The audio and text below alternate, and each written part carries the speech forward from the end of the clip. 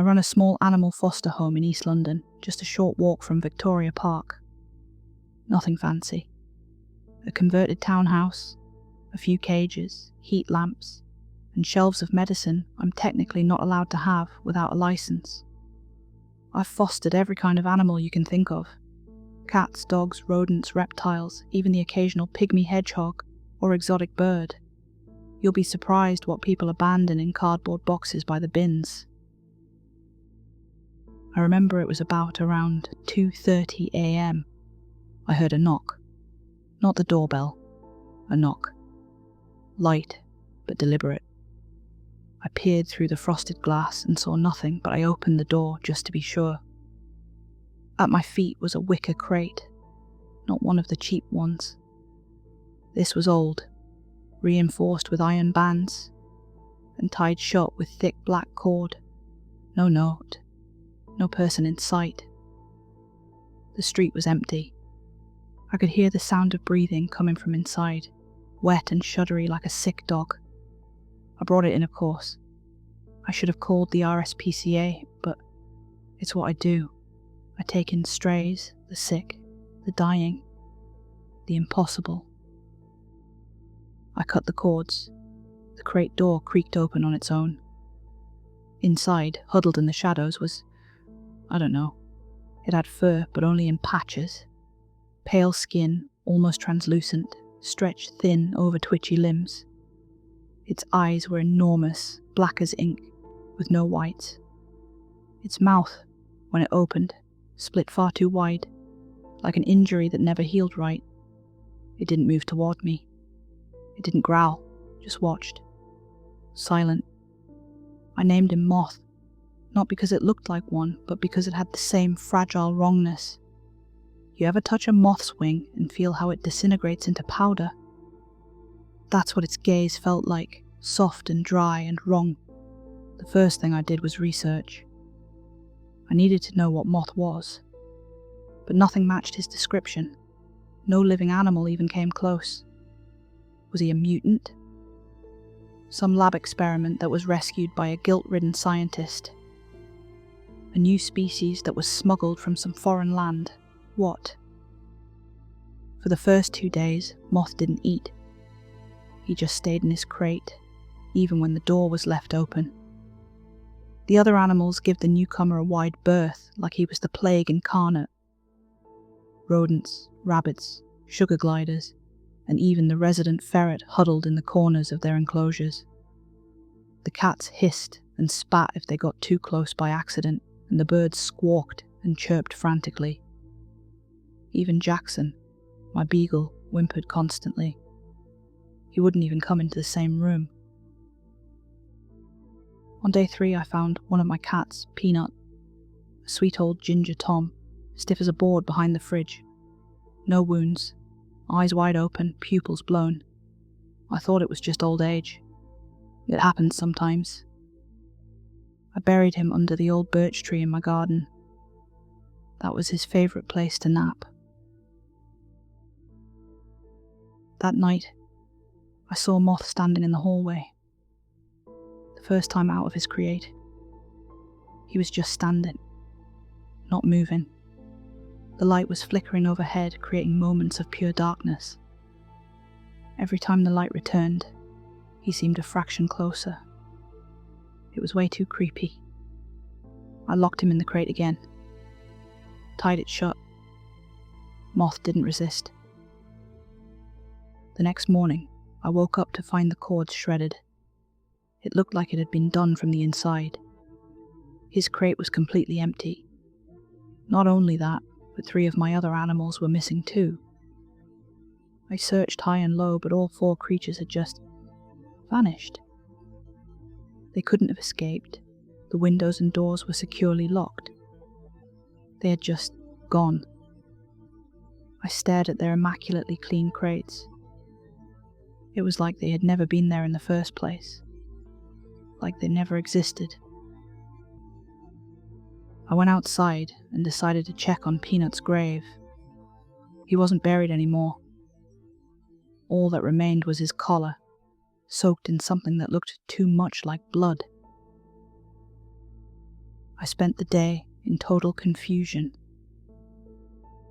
That evening I found the writing on the walls, tiny etchings carved into the paint with something sharp, a spiraling language that looked almost Latin, if Latin were written by something with too many fingers and not enough sense.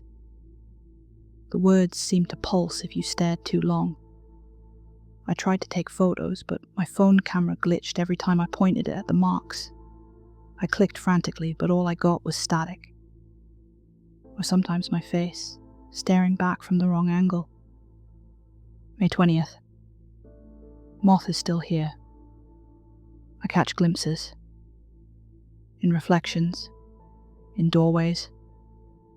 I think he's growing. Getting more confident. I know he's eating the other animals. He mimics the sounds of the ones he devours. The squeak of Coco the Dutch guinea pig. The croak of Kermit my Pac-Man frog and Banjo the cockatoo. The sounds, they all come from behind the walls, from the attic, sometimes from inside the vents. I've boarded the remaining animals in a friend's shelter for now. They're safe, I think, but I'm not leaving. Not yet. I need to know what this thing is, why it came here, why it chose me.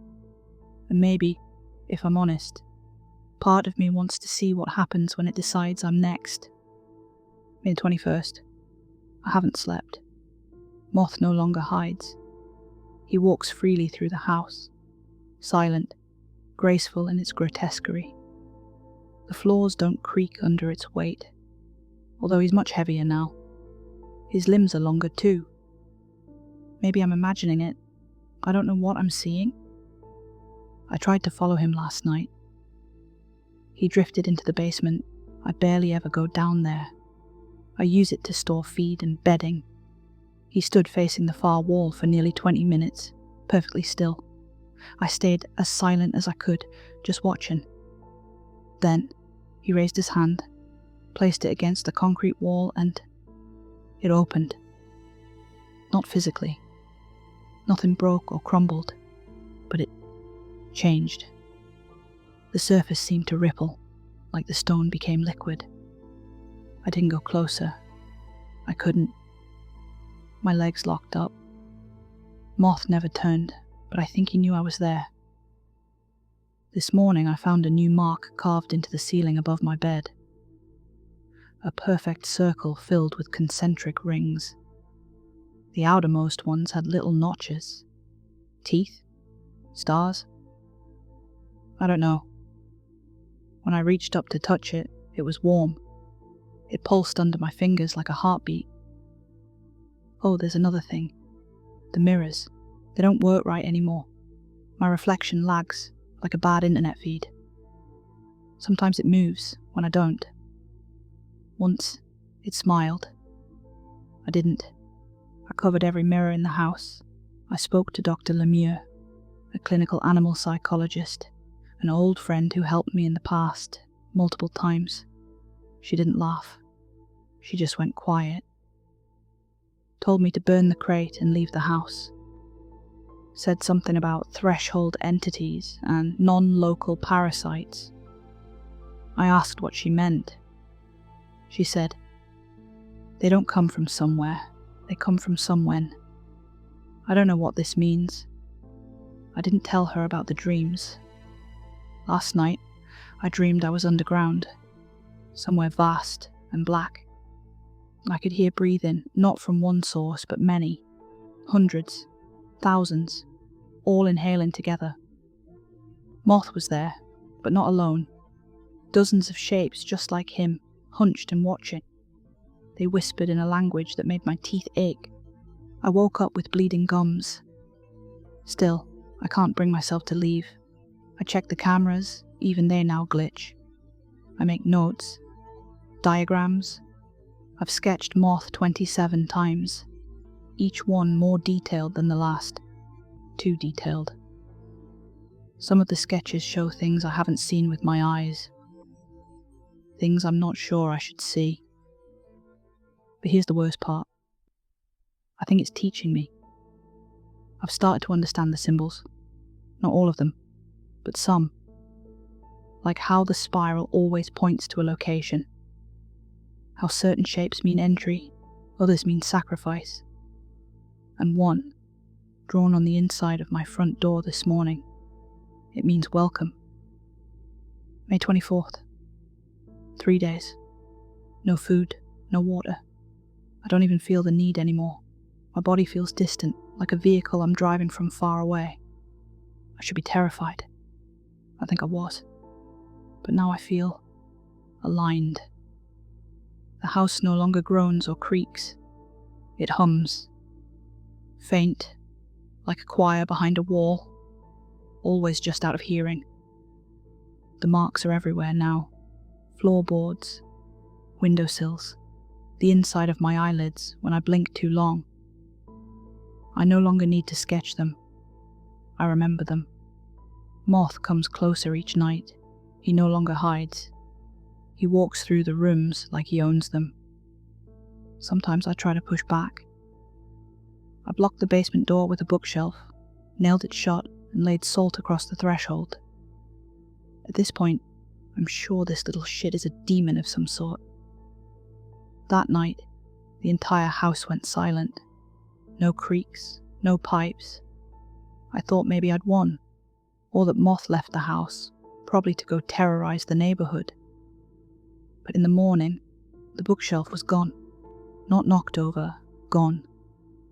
The wall was perfectly clean, with no holes or scruff marks, as if the door had never been blocked. The salt, I found it arranged on my bedspread, shaped into a perfect spiral. The center burned through the fabric. Last night, he sat at the foot of my bed and watched me sleep. I say sleep, but it's more like I leave, drift somewhere between dreaming and dissolving.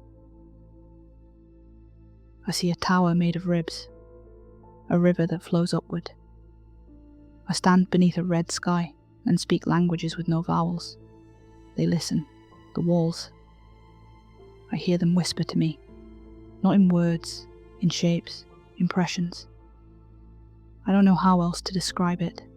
It told me where to stand, where to place my hand. And when I did, the wall changed.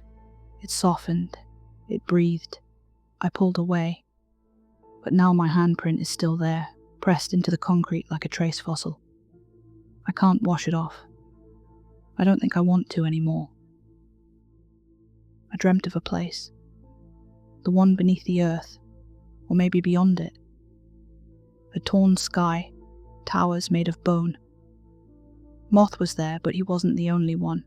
They were singing. In that language, only pressures and angles, and I understood them. I sang back. Today, Moth speaks, though not in words. His thoughts press into mine like something clawing through wallpaper.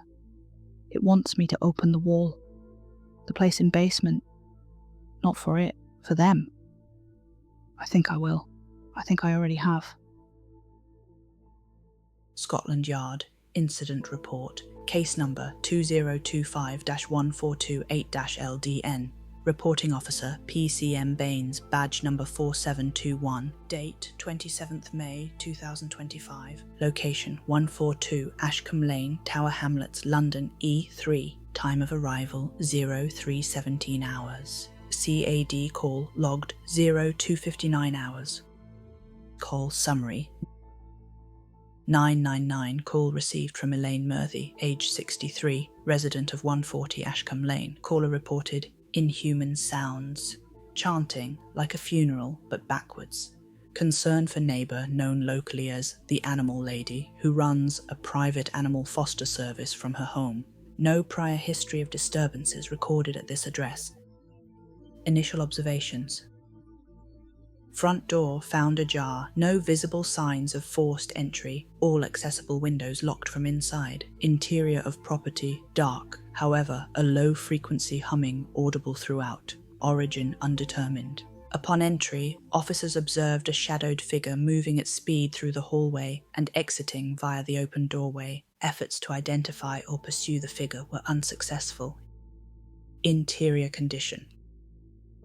The residence appeared in advanced disarray, furniture displaced, heavy soot-like residue present on floors, walls, and surfaces, multiple animal enclosures located throughout. All were empty, food and water bowls still full. No indication of forced escape or struggle. Markings and anomalies. Extensive carvings present on floors, walls, and ceilings. Patterns resembled symbols, sigils, or runic forms. Some carvings appeared recent and were exuding a clear, sap-like fluid. All mirrors either smashed or covered with cloth. Remaining intact mirrors displayed distorted or inconsistent reflections. Officers were advised to avoid prolonged eye contact with reflective surfaces. Basement entry. Basement door was sealed with hardened organic material resembling calcified bone, required mechanical force to breach. Basement conditions. Ambient temperature significantly lower than rest of property. In center of floor, circular opening approximately 2.4 meters in diameter, no visible bottom. Attempts to illuminate with torches resulted in no visible reflection from below. Audible resonance present, described independently by multiple officers as low singing or breathing. Officer impact.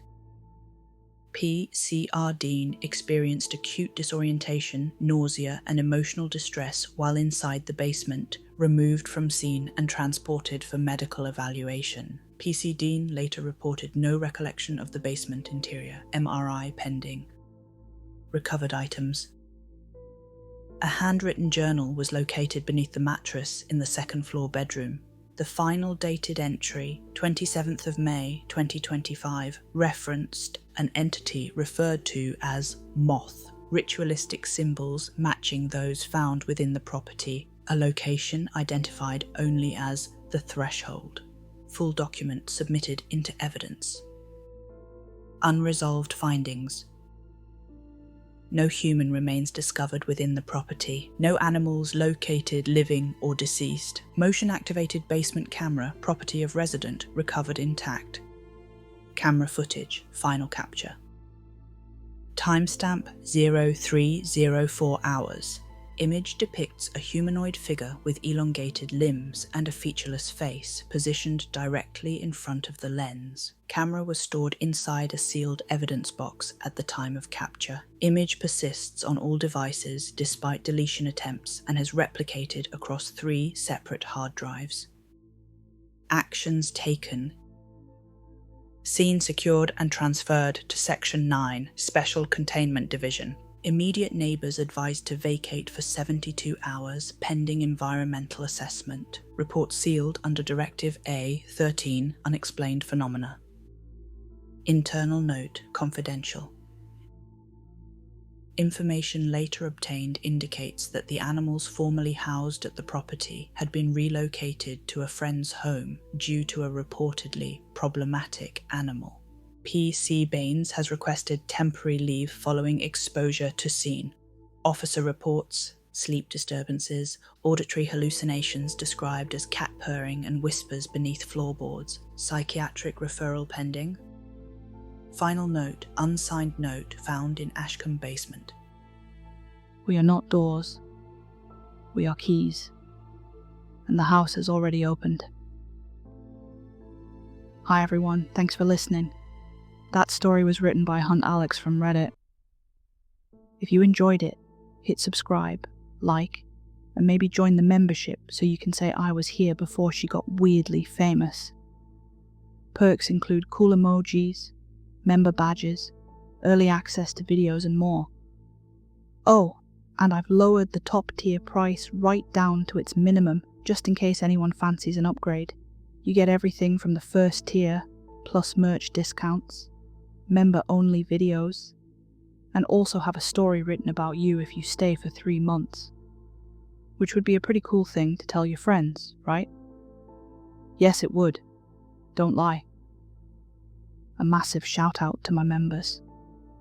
Or rather, member, Mark Mathern 7322. If you're on a mobile or tablet, please consider hyping the video. It pushes it a tiny bit further out into the YouTube wild. If you really, really enjoyed it, think I have that super thanks button down there somewhere. Even £1 helps me toward my goal of making this a full-time thing.